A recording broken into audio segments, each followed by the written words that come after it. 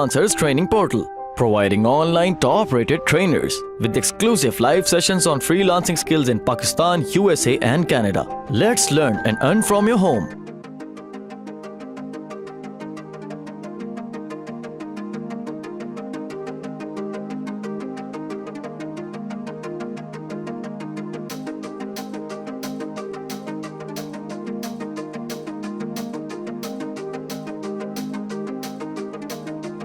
ठीक है जी, सबसे पहले वो बताता है कि आपको क्या जरूरत होगी, किस चीज की जरूरत होगी एक अच्छे ई कॉमर्स प्लेटफॉर्म बनाने की। सबसे पहली चीज है वो होती है बिजनेस मार्केटिंग प्लान।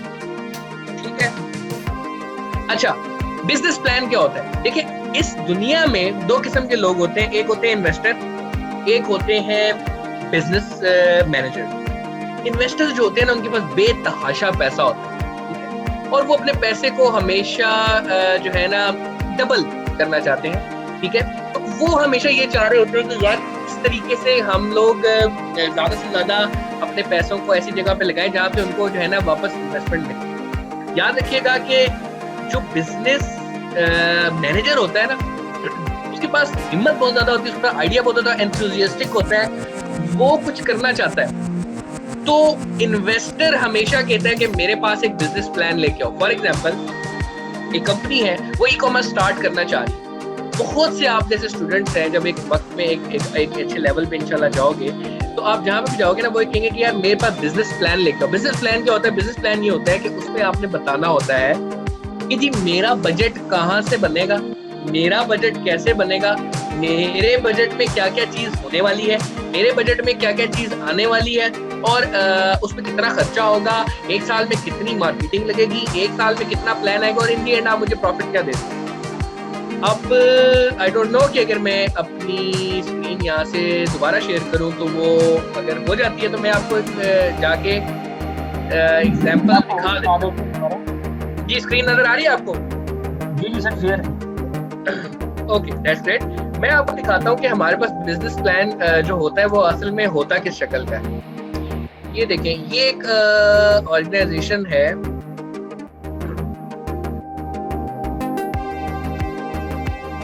जैसी खुलती है मैं आपको दिखाता हूँ। ये नहीं है। मैं आपको बिजनेस प्लान का थोड़ा सा आइडिया दूं, क्योंकि हो सकता है आप में से बहुत से ऐसे लोग होंगे जिनको बिजनेस प्लान चाहिए होगा। ये एक सिंपल सा बिजनेस प्लान होता है, नजर आ रहा है आप सबको? एग्जैक्टली ये एक ऐसी चीज होती है कि इसमें आपको बताना होता है कि जी आप एक साल में सेल कितनी लेके आ रहे होंगे, आपकी उसमें कॉस्ट ऑफ गुड सोल्ड क्या होगी। कॉस्ट ऑफ गुड सोल्ड ये होती है कि आपने डेफिनेटली अगर 1000 रुपए का एक पावर बैंक बेचा है ना, तो उसमें से 500 रुपए ऐसे होते हैं जो आपने किसी कस्टमर को देने ही देने होते हैं। उसको कहते हैं कॉस्ट ऑफ गुड सोल्ड, यानी कि ये वो वेंडर की कॉस्ट है जो जरूरी दुपट्टा आपने 60 रुपए का खरीदा है तो 60 रुपए का आपने वापस करना होता है।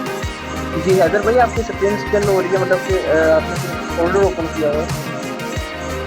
फोल्डर नहीं, एक्सेल एक सॉरी मैं चेक कर लेता हूँ, सॉरी। ये देखें, अब आ रही है जी? जी अब आ रही है, बिल्कुल आ रही है। Okay okay, sorry, my apologies. तो मैं आपको बता रहा था कि ये होता है जी एक बिजनेस प्लान जो कि एक इन्वेस्टर आपसे देख रहा होता है। तो ये बता रहा था कि जी ये एक साल में आपने बताना है जी इतनी सेल्स आने वाली है, कॉस्ट ऑफ गुड सोल्ड इतनी होगी। कॉस्ट ऑफ गुड सोल्ड वो होती है जो आपने वेंडर को देनी होती है, एक प्रोडक्ट को खरीदने में जितनी कॉस्ट आई होती है। टोटल सेल में से जब उसको आप माइनस करते हैं तो आपके पास आ जाता है ग्रॉस मार्जिन। अब उस ग्रॉस मार्जिन में एचआर की कॉस्ट, यानी कि आपने बंदे सैलरी पे रखे होते हैं, फिर कोई इंसेंटिव होते हैं, ऑपरेशनल चार्जेस यानी गाड़ी वगैरह, इससे निकालने में जो कॉस्ट होती है आप उसको माइनस करते हैं। उसके बाद एडमिनिस्ट्रेटिव कॉस्ट, यानी कि मार्केट में कितना बजट लगाओगे, टेक्नोलॉजी पे कितनी कॉस्ट आएगी, और इस तमाम को करने के बाद इन दी एंड आपके पास जब टोटल एक्सपेंसेस आ जाते हैं उसको आप माइनस करते हो तो आपके पास इन दी एंड प्रॉफिट ये बच रहा होता है। फॉर एग्जाम्पल, ये एक ऑर्गेनाइजेशन है, चाइनीज ऑर्गेनाइजेशन है, उसका हमने एक बिजनेस प्लान बनाया था। उस बिजनेस प्लान को बना के हमने उनको प्रेजेंट किया था। उन्होंने बताया था कि एक साल में आप इतनी सेल करेंगे, उससे आपका इतना खर्चा होगा, उससे खर्चा आने के बाद आपके पास इन दी एंड प्रॉफिट और लॉस स्टेटमेंट कैसे बन रहे होगी। तो इन्वेस्टर जो होता है ना, वो आपसे ये चीज एक्सपेक्ट कर रहा होता है। ठीक है, ये चीज ऐसी होती है कि जरूरी नहीं है कि आपने इसको बड़े खूबसूरत फॉर्मेट के अंदर बनाना है, बट ये आपके फिंगर टिप्स होनी चाहिए। ये आपको पता होना चाहिए कि आपने अगर एक चीज बनानी है, वो बनानी है तो उसमें कितनी सेल आप एक साल में निकालेंगे, कितनी कॉस्ट उसकी होगी, कितना एक्सपेंसेस होगा और इन दी एंड आपको क्या बचने वाला है। इसको देखने के बाद आप कोई भी काम शुरू करते हैं। इसके बाद ये किस तरीके से आती है, इसकी पूरी शीट बनती है जो आपको पर मंथ पूरे टारगेट बताने होते हैं। जी पर मंथ हमारे पास ये टारगेट होंगे, इन दी एंड हम इसमें ये अचीव कर रहे होंगे, कॉस्ट इसमें इतनी आ रही होगी और पर मंथ आपका जो है ना इसकी डिवीजन होती है। तो ये एक सिंपल से मैं आपको देना चाह रहा हूँ, इसमें एक आइडिया, इसमें घबराना आपने नहीं है। तो ये एक जो है ना बिजनेस प्लान होता है। बिजनेस प्लान बहुत जरूरी होता है किसी भी बिजनेस स्टार्ट करने के लिए। अदरवाइज आप कभी भी एक कारोबार को स्टार्ट नहीं कर सकेंगे और बहुत सारे चांसेस होते हैं कि आप फेल हो जाए। ठीक है, तो आपने अगर फेल होने से बचाना है तो आपने अपना शुरू में बिजनेस प्लान बिल्कुल रेडी रखना है और उसी के ऊपर काम करना है। देखिए, अगर आपको एक डायरेक्शन ही क्लियर नहीं होगी ना आज से कि आपने जाना कराची है, तो आप कभी भी पहुंच ही नहीं सकेंगे कराची। आप अगर घर से सिर्फ निकल जाए तो कभी भी आप जो है ना वहां पे नहीं निकल सकेंगे। तो याद रखिएगा, एक बिजनेस प्लान है, आपको एक डायरेक्शन देगा, आपको क्लियर कर देगा कि आपने किन चीजों पे काम करना है और मंथली उसका फिर आपने एनालिसिस करना होता है और देखना होता है।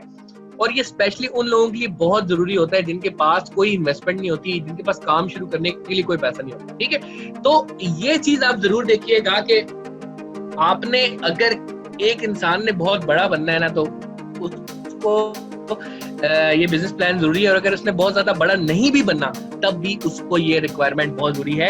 आपके एक पेज के ऊपर रफली 4 चीजें जरूर लिखी होनी चाहिए। कितनी सेल करोगे, कितना एक्सपेंस होगा, कितना मार्केटिंग लगाओगे और इन द एंड कितना कमाओगे। ठीक है, ये एक ऐसी चीज है जो आपने देखनी है। फॉर एग्जांपल ये देखिए, बहुत ही सिंपल है। इसे आप कह सकते हैं कि एक अच्छा सा प्लान बनाना है।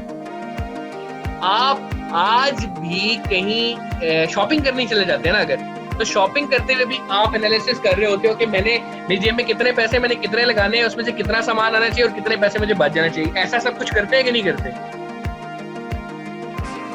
डेफिनेटली आप लोग इसको फॉलो अप करते होंगे। ठीक है, अच्छा अब हम चलते हैं अगले पॉइंट पे। ये पॉइंट क्लियर है? अगर किसी को इस पॉइंट पे क्लैरिटी नहीं है तो मुझे बता दो। जरूरी नहीं है आपने इसको बहुत खूबसूरत या अकाउंटिंग प्रिंसिपल के मुताबिक बनाना है। एक पेज पे जरूर बना के आपने रखना है ताकि कल को अब्बा जी आपके पूछना कि बेटा आप क्या करना चाह रहे हो, तो आप उनके सामने ये चीज रख सकें कि मैं अगर कोई काम करना चाह रहा हूं तो मेरी ये डायरेक्शन है और ये इंशाल्लाह मैं आपको अचीव करूंगा। ठीक हो गया?